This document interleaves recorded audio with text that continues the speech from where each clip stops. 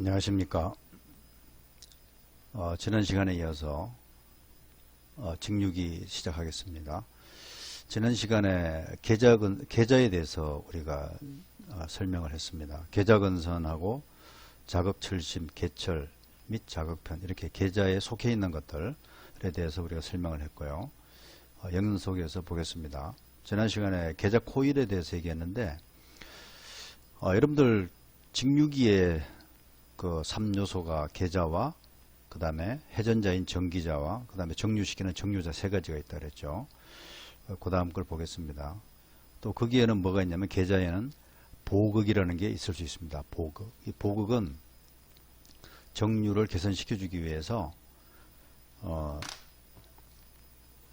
나중에 그 주자극 사이에, 예를 들어서 여기에 잠깐 그림을 그려보면은,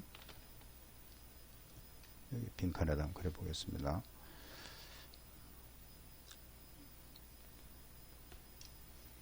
자, 이게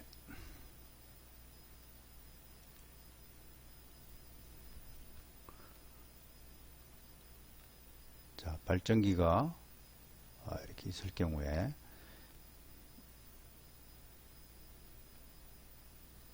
고정자가 이렇게 있죠. 이게 계좌입니다. 근데 여기에 이제 자극이 있습니다. 이걸 우리가 계좌라 그러죠.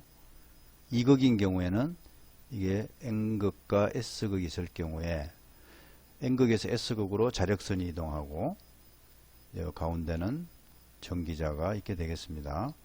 근데 보극은 요 극과 극 사이에 설치를 하게 돼요. 아주 작은 걸, 아주 작습니다. 주자극에 비해서는. 이렇게 설치하는 건 일단 알고 계시면 되겠습니다. 주자극 중간에 있는 작은 자극이다. 역할은 뭐냐면 정류를 개선한다.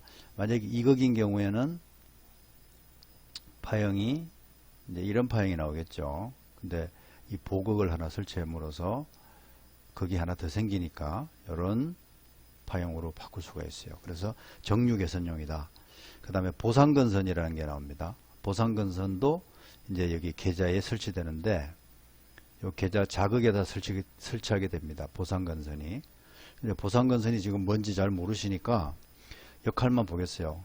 이유는 전기자 반작용을 감소시키기 위하다. 즉 방지한다 그랬는데, 방지하거나 감소시키기 위한 거라고 보시면 되겠어요. 그 다음 계좌 말고 그 다음에 두 번째로 전기자에 대해서 알아보겠습니다. 전기자 역시 전기자 철심과 권선으로 이루어져 있죠. 이게 이제 전기자인데, 이것도 역시 여기에 홈이, 지난번에 우리 봤지만 여기 홈이 다 파져 있죠. 여기에 홈이 파져 있어서 여기다가 권선을 하게 되어 있습니다. 그래서 구성 요소는 철심하고 전기자 권선이 되겠어요. 전기자 철심은 이 고정자와 마찬가지로 0.35에서 약 0.5mm의 얇은 규소 강판, 얇은 규소 두께가 이제 0.35mm 또는 0.5mm, 그러니까 0.5mm면 되게 얇죠. 0.1mm를 함상해 보십시오, 여러분들. 그래서 규소 강판으로 만들어져 있는데, 강판에다 규소를 함유시킨 겁니다. 규소를 함유시킨 이유는 히스테리시스손을 감소하기 위한 거다. 그래서 얼마 정도 하면 약 1%에서 1.4%의 규소를 넣는다. 이 변압기 같은 경우는 약 4%의 규소를 넣습니다. 근데 규소를 넣는 이유는 히스테리시스손을 줄여주기 위한 건데, 히스테리시스손이라는 것도 또 우리가 뭐 일단은 가장 큰 손실이라고 보시면 되겠어요.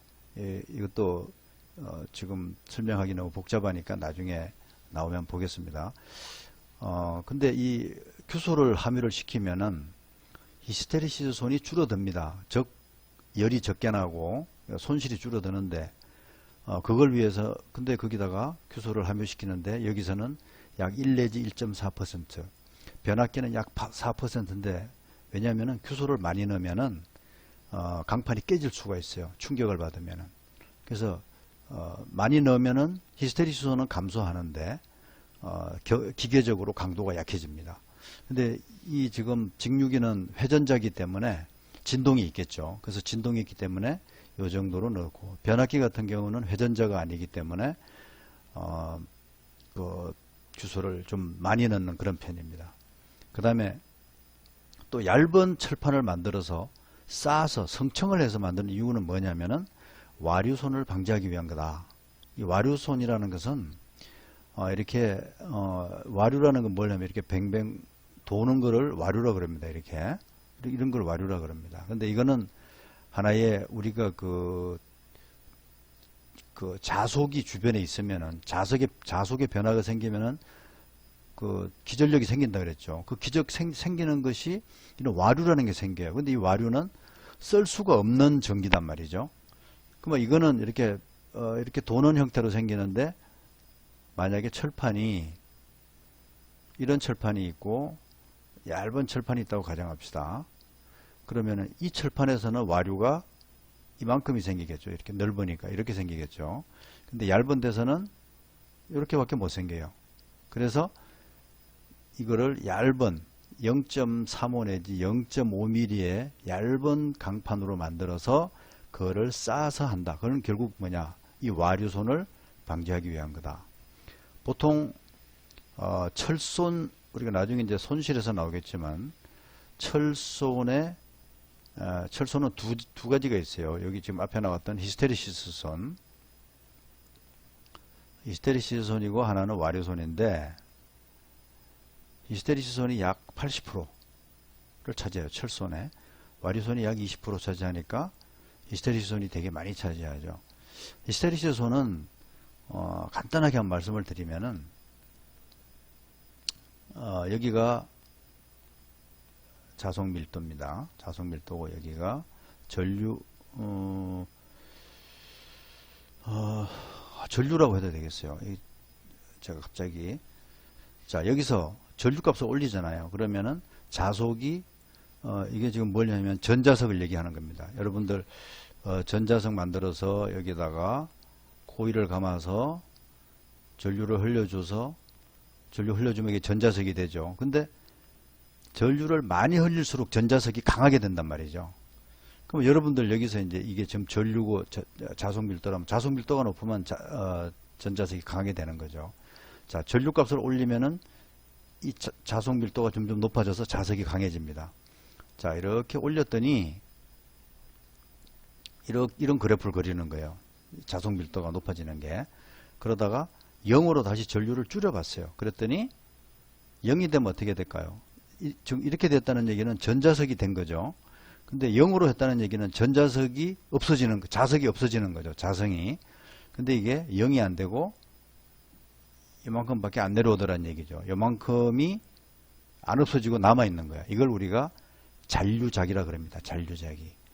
그 다음에 교류가, 여러분들 교류가 플러스 하면 마이너스 하면 이렇게 가잖아요. 자, 지금 요게 이제 플러스였다면, 그 다음은 마이너스 쪽은 반대 방향일 때, 반대 방향으로 될 때는 어떻게 되냐. 또 이렇게 되더란 얘기죠. 이렇게 됐다가 또 제로로 하니까 또 원점으로 안 가고 또 요만큼밖에 안 오더라. 그리고 또 다시 플러스를 또 이렇게 하니까 또 요만큼 올라갔다가 또 0으로 하면 또 이만큼 오고. 그러니까 결국은 자속은 0은 안 되고 계속 요 상태로, 뭐 이렇게 고구마 비슷하게 이런 형태로 된, 이걸 우리가 히스테리시스 그래프라고 얘기합니다. 근데 요 지금 빗금친 이게 전부 다 손실이에요. 히스테리시스 손실입니다. 이 손실을 줄여줘야 되겠죠. 그죠? 즉 잔류자기를 줄여줘야 되는데, 이 줄여주기 위해서 바로 규소를 함유한다, 이런 얘기입니다. 자, 그러면은 일단 요거는 여기까지만 얘기하고요.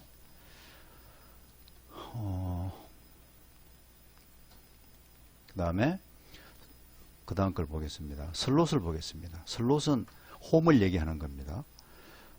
고정자, 계자에나 전기자에나 홈이 다 파져 있어요. 그래서 거기에다가 코일을 집어넣게 되죠. 근데 이 슬롯은 어떻게 되어 있냐? 성층철심으로 만들어져 있고요.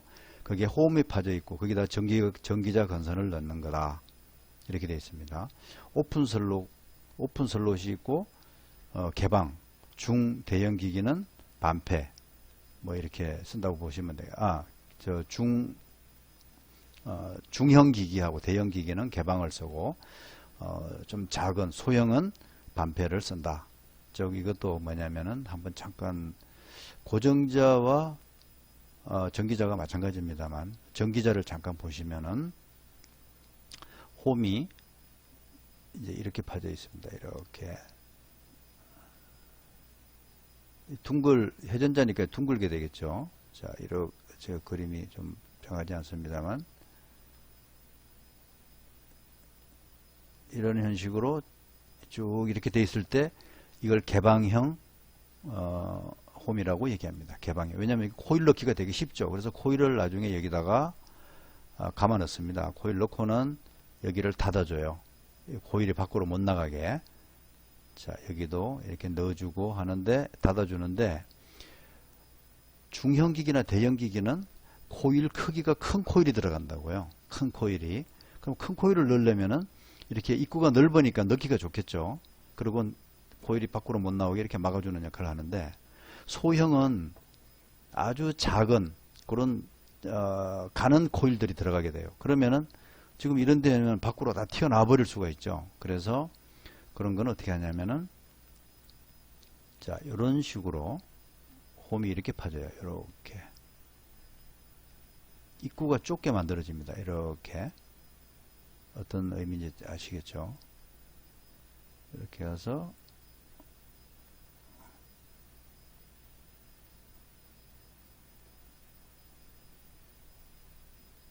자, 이런 식으로 됩니다. 그래서 입구가 되게 반만 닫혀 있다. 그래서 입구가 좁기 때문에 코일을 나중에 여기다가 밀어 넣습니다. 다 밀어 넣고 역시 여기를 닫아버리는 이렇게 만들게 되는데 이런 걸 우리가 반패홈이라고 합니다. 세미 클로즈드 슬롯이라고 그러죠.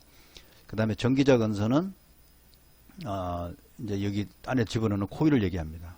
도전율이 98% 이상인 연동의 둥근선은 지난번에 나왔듯이 그 에나멜선을 얘기하고요. 평각선은 대형 기기에 들어가는 굵은 코일, 그거를 그 직사각형 형태로 만들어진 그런 것도 있다 그랬죠.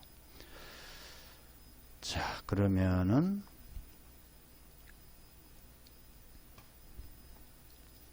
다음으로 넘어가겠습니다.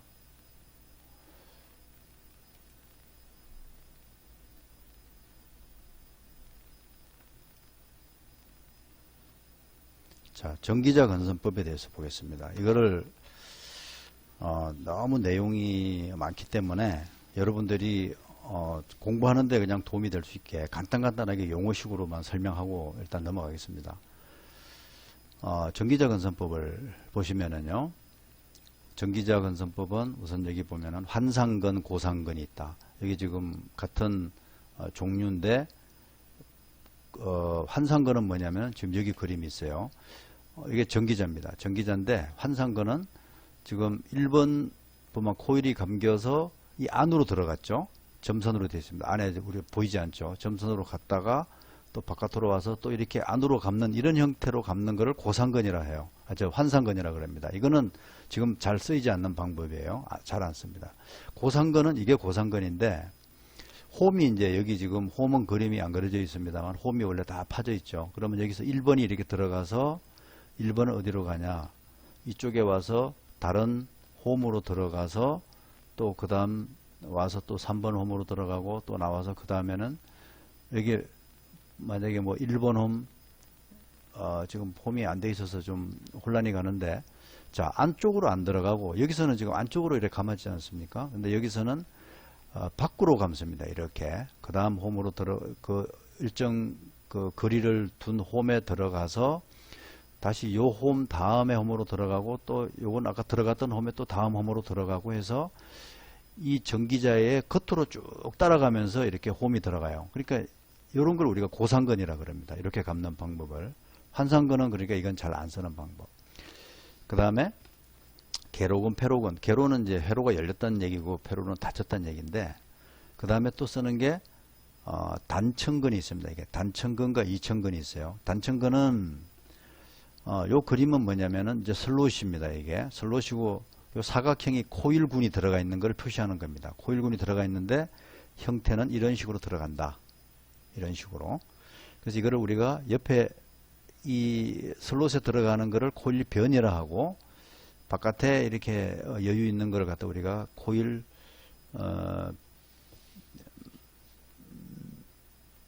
코일변. 여기 지금 갑자기 제가 이름이 생각 안 나는데 요 뒤에 가면 나오게 되어 있습니다.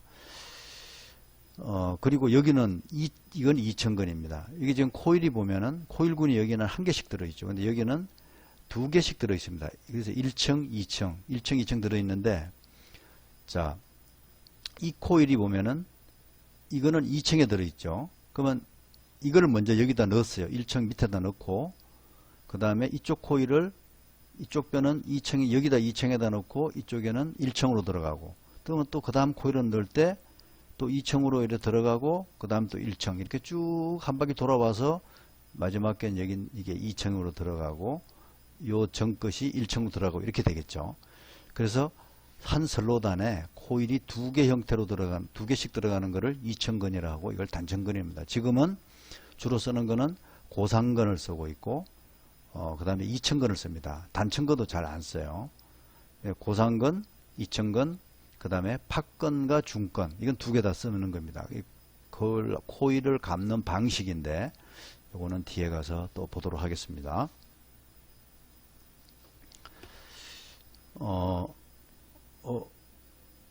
자, 여기를 볼까요?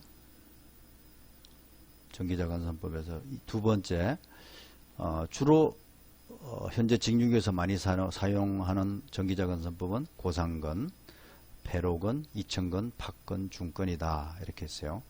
중건과 팍건을 보는데, 이것도 중건과 팍건의 개략적인 것만 보겠습니다. 이 그림을 보면은 이게 정유자편입니다. 정유자편이 요걸 잠깐 설명을 위해서 그려보겠어요.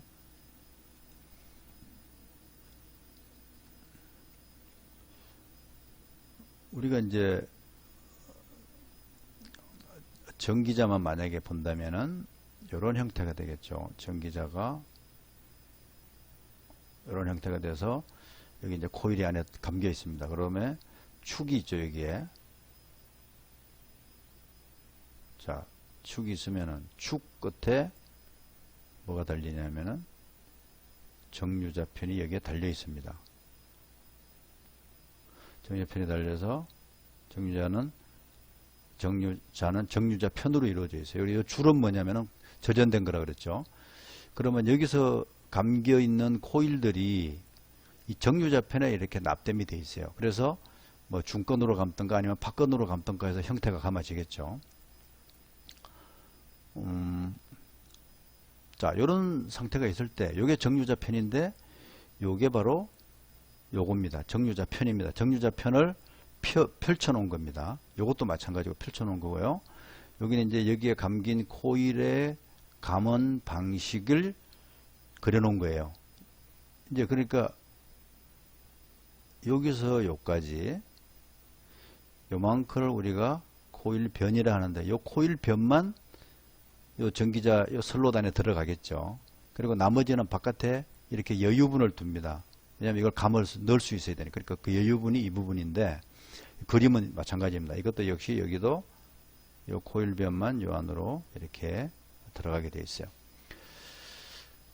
자, 이런 구조가 되어 있어요. 그래서 중건은 여기서 보면은 자, 정유자편이 만약에 뭐 여기 번호가 뭐 임의로 한번 붙여볼까요? 3, 4, 5, 뭐 쭉 이렇게 해서 한 24개짜리 정유자편이라 그래봐요. 그러면 1번 들어가는데 2번에서 들어간 코일이 2번에 여기 납땜이 되어 있어요. 코일이 어디로 가냐면 쭉 한 바퀴 돌아서 와서 3번으로 들어가고 또 3번에서 쭉 해서 간 코일은 그 다음에 와서 4번으로 들어가고 또 4번에서 나온 코일은 또 이렇게 들어가서 나와서 5번으로 들어가게 되어 있습니다. 이렇게 5번으로 이런 식으로 하나씩 겹쳐서 계속 이렇게 직렬로 연결해 나가는 것을 중건이라 그래요. 중건 방식이라 그럽니다. 이거를 팍건은 그래서 여기와 있는 마찬가지로 파도 모양 이렇게 파도 모양으로 되어서 우리가 팍건이라 그런다 그랬어요. 피치를 먼저 보겠습니다.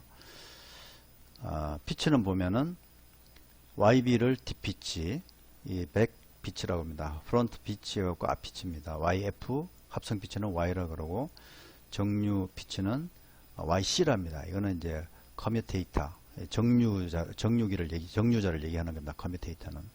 자, 그래서 중건으로 감았을 때는 YB-YB 뒷피치에서 앞 피치를 빼준 게 됩니다. 그 다음에 박건으로 감았을 때는 두 개 피치를 더한 겁니다. 자, 여기 중건을 보시면은 코일변과 코일변 사이 첫 번째 이게 YB가 되고 뒷피치가 되고 그 다음 코일과 요 전 코일의 그 사이를 앞피치라고 합니다. 이렇게 이걸 용어를 붙였어요. 그래서 이 YB 뒷피치에서 앞피치를 빼준 것을 합성피치라고 해서 Y가 요 사이가 되겠습니다. 요게 이제 합성피치죠. 그 다음 팍건인 경우는 앞에 있는 게 YB, 그 다음 게 YF 해서 두 개 합친 것이 합성피치가 되겠어요. 그 다음에 이 보면은 정류피치라고 있죠. 정류피치는 여기 코일이 정류자에 연결된 부분 그 사이를 정류피치라고 합니다. YC라고 하고 여기서는 여기와 여기가 되겠죠. 사이가. 자, 이렇게 되겠습니다.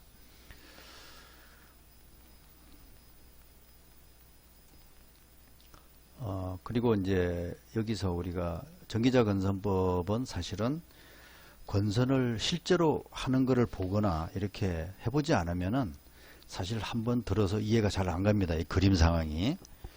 물론 그림을 아주 잘 그려갖고 표현을 잘 하면 모르지만 또 저 역시 그림을 잘 그리지 못하니까 이렇게 여러분들이 되게 혼란이 갈 수 있는데 중요한 것만 보고 나중에 여러분들이 대면 수업할 때 다시 한번 보완해서 한번 보도록 하겠습니다. 여기 정리하는 걸 보겠어요. 중건으로 했을 경우와 박건으로 했을 경우 그러면 병렬 회로수라는 게 나오고요. 병렬 회로수. 브러시 수는 여러분 브러시는 알죠? 브러시 수인데 병렬 회로수는 뭔가? 병렬로 된 회로수. 자, 요거는 그다음에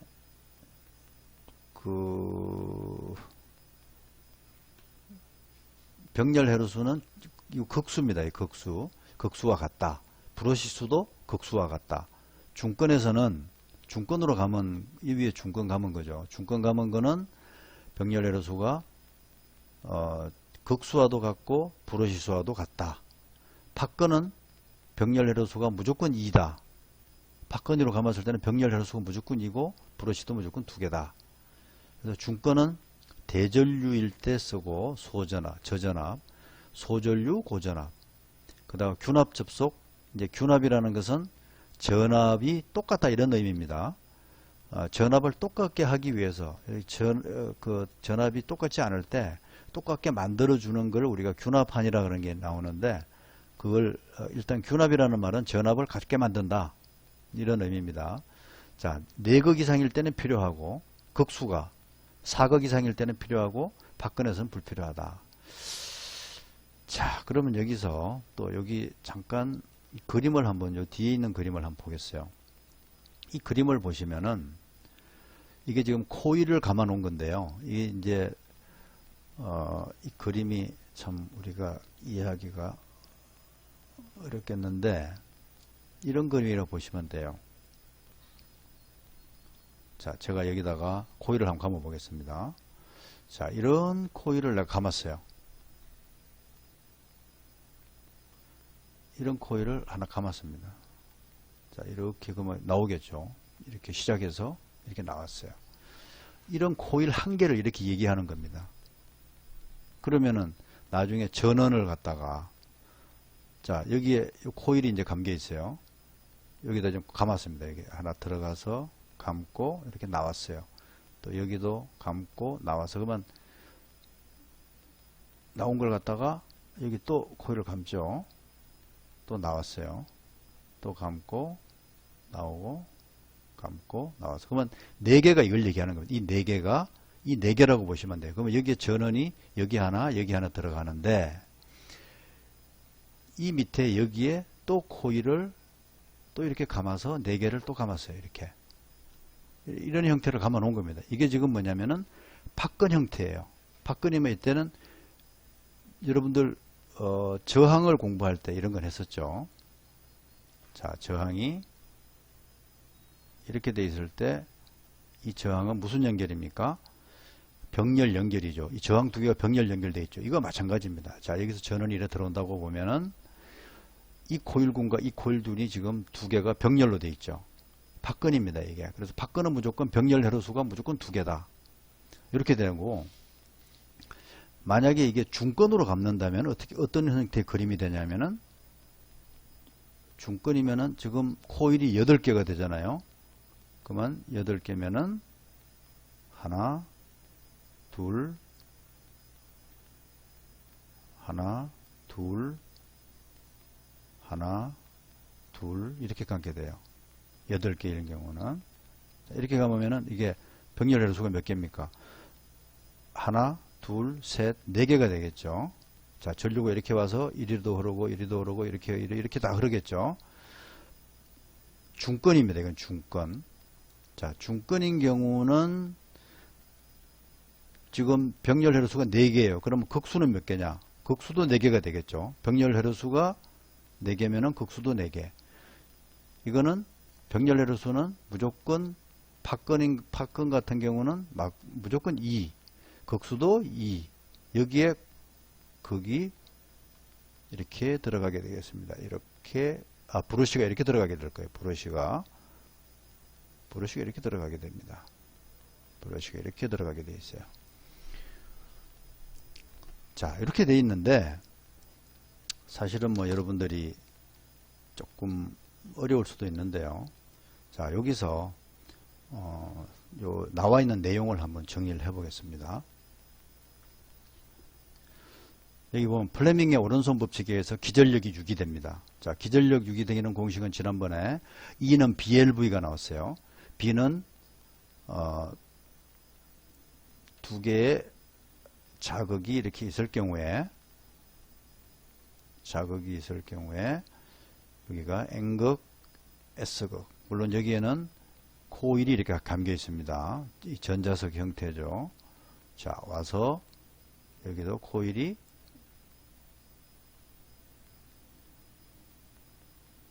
이렇게 감기게 되겠습니다. 그래서 여기 나온 코일이 이렇게 구성이 될 겁니다. 이렇게. 이게 지금 발전기 아닙니다. 그래서 이게 전자석이 된 거죠. 그 다음에 여기 이제 회전자가 있는데, 전기자가 있는데, 이 전기자에 감겨 있는 코일에 의해서 여기서 기전력이 나오는 거죠. 이때 코일 한 개에서 나오는 기전력을 우리가 E라 그랬어요. 스몰 E. 이게 BLV입니다. B는 뭐냐면은, 이 자기장, 요 내부, 자력선이 지금 이렇게 막 이동하고 있겠죠. 여기에. 이동하는 여기에 자속 밀도를 얘기합니다. L은 도체의 길이라 그랬죠. 이 길이, 도체의 길이. 그 다음에 V는 속도라 그랬어요. 돌아가는 속도. 이렇게 돌다. 그러면 이 속도가 V라 그랬습니다. 전기자 도체 한 개 유기 기전력입니다. 그러면은 전체, 라지 E는 전체 기전력이에요. 근데 라지 E의 공식이 이겁니다. 이건데, PZ. 여기서 P는 극수입니다. P는 극수. 폴의 이니셜입니다. Z는 총 도체수가 되고요. 파이는 자속이 됩니다. 자속. 그 다음에 N은 RPM. 분당 회전 속도. Revolution per minute. 그래가지고 분당 회전 속도가 되고요. A는 뭐죠? 병렬 회로수. 병렬 회로수. 그러면 이게 중건이냐 박건이냐에 따라서 박건인 경우는 이거 2, 이것도 2 이래 되겠죠. 그리고 만약에 중건인 경우는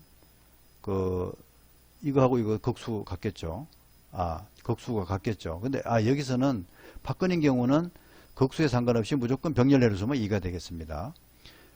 그 다음에 60은 이거는 뭐냐면은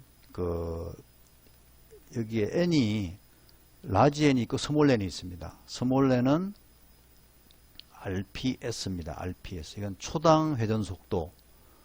분당 회전, 이거 N은 분당 회전 속도고, 이건 초당 회전 속도입니다. 그래서 이거 60분의 N 하면 어떨까요? 이건 초당 회전 속도를 지금 나타낸 거예요. 분당 회전 속도를 60으로 나눴으니까, 초당 회전 속도가 되는 겁니다. 이게. 요 식을 갖다가 여기에 좀 풀어놓은 것 같아요. 그래서, 자, 직렬, 도체수, 전체 도체수는 얼마냐? 도체수는 병렬 회로수로 나눠주면 된다. 이 Z는 A로 나눠줬죠. 지금 병렬 회로수. 그러니까 전체 도체는 결국은 전류가 흐르는 거는 이 병렬 회로수로 나눠줘야 된다. 중건인 경우에는 극수만큼 나눠줘야 되고, 사극이다 그러면 4로 나눠줘야 되고, 박건이면은 2로 나눠줘야 요 전체 도체수가 나오겠죠. 그래서 여기에 이거는 전체 도체수가 되겠고, A분의 Z가요. 요거는 도체 한 개당 기전력이니까, 한 개당 그 발전기에 있는 한 개당 기전력에다가 전체 도체수를 곱해주면 전체 기전력이 나오겠죠. 이 식입니다. 그래서 전기자 도체 한 개의 유기 기전력 2는 BLV, 이 식이죠. 여기서 BL 도체까지 하고 V는 속도라 그랬죠. 속도 V 대신에 파이 dn을 했어요. 파이 dn은 뭐냐면은, 요거는 파이는, 여러분들 D는 지름을 얘기하죠. 지름. 전기자만 전기자의 이 지름을 얘기합니다. 파이는 3.14죠. 파이 D 하면 뭡니까? 파이 D 하면은 2파이 R이나 마찬가지죠. 그러니까 파이 D 그러면은 D는 지름이니까 반지름으로 하면 2R이죠. 우리가 흔히 2파이 R, 2파이 하는 2파이 R이 바로 파이 D입니다. 그러면은 즉 원주가 되겠어요. 요거는 원주. 거기다가 요거는 회전 속도를 얘기하는 거죠. 그러면 회전 속도 얼만큼 많이 돌았냐에 따라서 기전력이 이렇게 크기가 바뀐다는 얘기죠. 자속 밀도와 도체의 길이와 얼만큼 많이 돌았느냐, 회전수를 했느냐, 그에 따라서 달라진다는 얘기예요. 자, 그럼 여기서 또 이거는 어떻게 된 거냐면은, 요거는 속도는 초당 RPS니까 놔두고, B도 놔두고, 그러면 요거는 뭐냐, 요게 A가 됐죠. 이건 면적을 냅니다. 전체 면적. 이게 뭐냐면은, 자, 우리가 전기자를 보면은 전기자가 이렇게 직류면체로 되어 있겠죠. 이게 지름입니다. 지름. 그러면 원주는 얼마죠? 파이 D라 그랬죠. 아까. 요게 길이가 L입니다. 요게 L. 그러면 원주에다가 길이 곱해주면 어떻게 돼요? 이 전체 표면 면적이 나오겠죠. 전체 면적 A가 나오겠죠. 그래서 A가 됩니다. 이게 A는 L 파이 D, L 곱하기 파이 D를 해주면은 이게 이 전기자의 전체 면적. 왜 이걸 구하냐 하면은 자력선이 이렇게 지나가죠. 자력선이 지나가는데 이 면적이 넓을수록 그 자력선을 많이 끊을 수 있는 거죠. 그래서 이 면적을 계산하는 겁니다. 그래서 면적이 크면 클수록 기전력이 커지겠죠. 자, 이렇게 되고, 그 다음에 또 요거는 식이 어떻게 되냐면은, N이 있고, BA와 P파이가 같은 겁니다, 이게. BA, P파이. 자, B는 자속 밀도고, B는 자속 밀도고, A는 전체 면적이죠. 그러면은, 자, 밀도가, 만약에 여기 면적을 따진다, 여기에 만약에 밀도라 그럽시다, B. 이 전체 면적이 A예요. 그러면 전체 여기에 지나가는 B는 자속 밀도잖아요. 그죠? 이 자속이 여기 얼만큼 지나가느냐. 요만큼 지나가는데 전체 면적에는 얼만큼 지나갈까?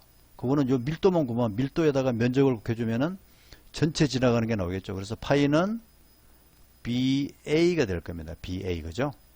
요 자속 밀도에다가 면적을 곱해주면은 전체 자속이 나오게 돼요. 이게 파이가 되고, 근데 여기서 파이라는 건 뭐냐면은 한 극당 자속이에요. 한 극당 나오는 자속이에요. 이게 만약에 이게 극수에 따라서 4극이면은 4를 곱해줘야 되고 2극이면은 2를 곱해줘요. 극수만큼을 곱해줘야 되겠죠. 그래서 BA는 파인데 극수만큼을 또 곱해줘야 되니까 전체 자속은 총 자속. 그러니까 총 자속은 극수에다가 파이를 곱해주는 P파이 N 이렇게 식이 이렇게 변한 겁니다. 자, 총자속 여기 이제 또 계산해 놨네요. 그죠? 그래서 전체 유도 기전력은 E는 어떻게 되느냐? P파이 N 요거는 도체 한 개당 자속이죠. P파이 N에다가 전체 도체수, 총 도체수 Z에서 병렬 회로수를 나눠준 걸 해야죠. 만약에 전류가 흐른다면은 총 도체수는 결국은 자, 전류가 만약에 이렇게 흘렀다고 가정해봐요. 이런 도체가 있다고 그래봐요. 전류가 이렇게 흐르는데 중간에 길을 두 개 만들어 놨어요. 그럼 양쪽으로 갈라져서 갔지만 여기 와서 다시 모이게 됩니다. 10A가 흘렀어요. 여기에 10A 흘렀는데 저항이 양쪽이 똑같다면 이쪽으로 길이 똑같으면 5A라고 이쪽에도 5A가 흐를 겁니다. 그리고 여기 가면 다시 10A가 되죠. 결국 10A가 흐르는 걸 얘기하는 겁니다. 그러니까 총 조태수라는 것은 이거는 한 개의 도체나 마찬가지다. 병렬 회로수는 두 개죠. 이게 지금 병렬 회로수는 두 개지만 전류가 지나가는 길은 같은 한 길이나 한 길로 따졌을 때는 바로 이 병렬 회로수를 나눠줘야 된다는 얘기입니다. 그래서 총 도체수를 요 2에다가 곱해주면은 전체 기전력 값이 나오는데 P 파이 N Z A분의 P 파이 N Z인데 N은 RPS라 그랬죠. 그 요거를 분으로 고치면 어떻게 되냐? N을 60으로 나눠주면은 바로 이 초당 회전 속도가 됩니다. 그러니까 요거 N 대신에 A분의 P 파이 들어가고 N 대신에 60 여기 어디 갔어요? 여기 PJ 파이 N A로 나눠준 걸 갖다가 N으로 고쳐주니까 PJ 파이하고 요 N 대신에 60분의 라지 N 이렇게 들어간 거죠. 근데 우리가 보통 회전수를 나타낼 때 기준은 RPM을 나타냅니다. RPM으로 나타내지 RPS로 나타내진 않아요. 일반적으로 여러분들 전동기라든가 이런 걸 가서 명판을 보시면은 전부 다 RPM으로 이렇게 보통 표시가 되어 있습니다. 자, 그러면은 여기서도 지금 또 그 다음에 뭐가 있는지 모르겠는데 또 20분이 다 돼 가고 있어요. 그래서 일단은 다음 거를 한번 보겠습니다. 다음은 전기자 반작용인데 이 전기자 반작용도 되게 중요합니다. 그래서 전기자 반작용은 또 다음 파트에서 또 설명을 해야 될 것 같아요. 그래서 잠깐 쉬었다가 다시 또